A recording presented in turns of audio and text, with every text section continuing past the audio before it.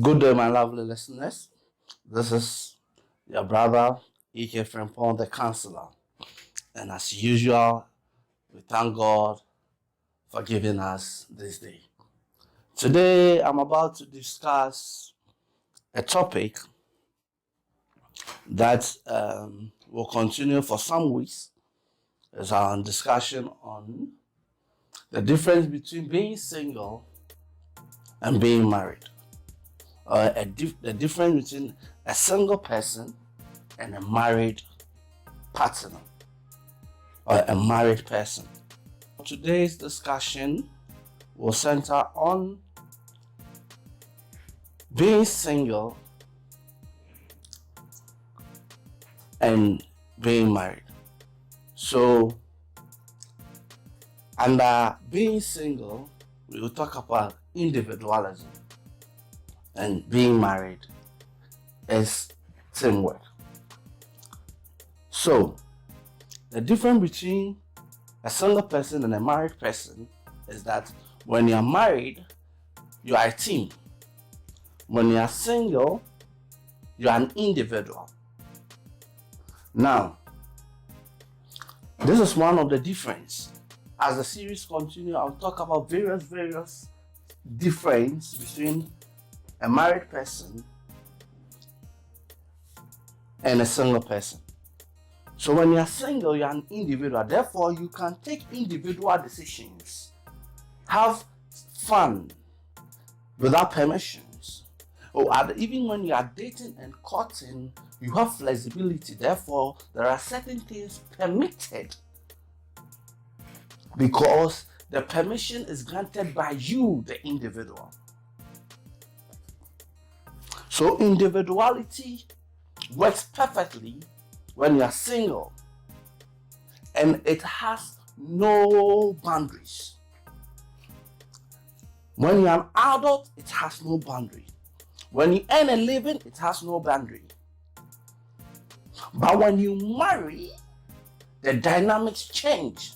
The game changes. And therefore, you cannot have that flexibility you had whilst you were single. So individualism do not work in marriages, or will not work in marriage. Therefore, as single as you are, my sister, enjoy. As single as you are, my brother, enjoy. As single as you are, have fun. Have fun, my brother. Because immediately you marry, the dynamics, the diameter, the game plan changes. And that day onward, you can be individual in your decisions. From that day onward, what takes over is partnership and a teamwork. So, as a single person may enjoy individualism, on the day of your graduation, which may be your marriage ceremony or whichever way you have it, that is the day of your graduation. And from that day on, you ceases to work and act like an individual. From that day onward, you act like a partner in a partnership. And therefore, when you marry, the dynamics changes.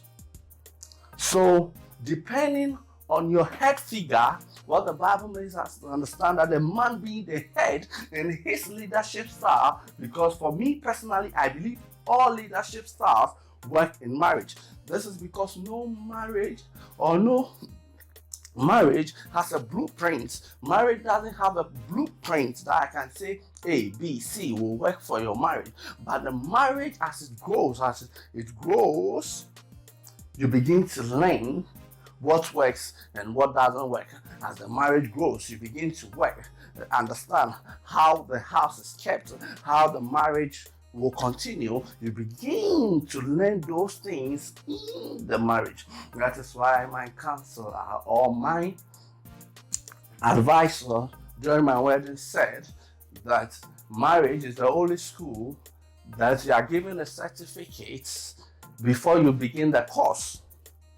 Yes, it's the only school that you attend, that you are issued a certificate of completion before you begin the course. Every course you will go through the course outline, pass exams before you are given a certificate. But in marriage, you are given a certificate whilst you are yet to start the exams. So note this. What will work for singles as being individual may not work for a married woman or a man as being married. When you are married, you are in a partnership. Therefore, the consent of the partner is needed in all decisions. You may have flexibility depending on the leadership style of the head figure. You may have privacy.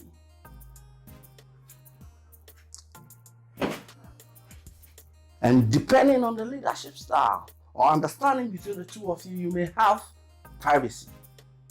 But the truth of the matter is that immediately you begin to promote or carry your individualism or the individual practices whilst you were single into the marriage, you are heading towards a dead end, and you're going to dissolve the marriage before it lands. Individualism cannot be a foundation in any marriage. Immediately the marriage begins to turn that line, it is heading towards divorce, an unpredictable end. When you marry, it is a teamwork. When you marry, it is two. Today, as we discuss the difference between being single and being married, I want you to know that a single person is an individual and can take all his individual decisions. But the day you marry, those elements ceases. Now you are in a partnership, and you must consult your partner in each and every decision depending on the leadership skill or the things you people have discussed and have agreed on. Marriage does not promote individualism. I stand against any marriage that believes that individualism will work. Individualism will never work in any marriage. It will end the marriage. It's a short-termist approach, and it will end the marriage within the shortest possible time.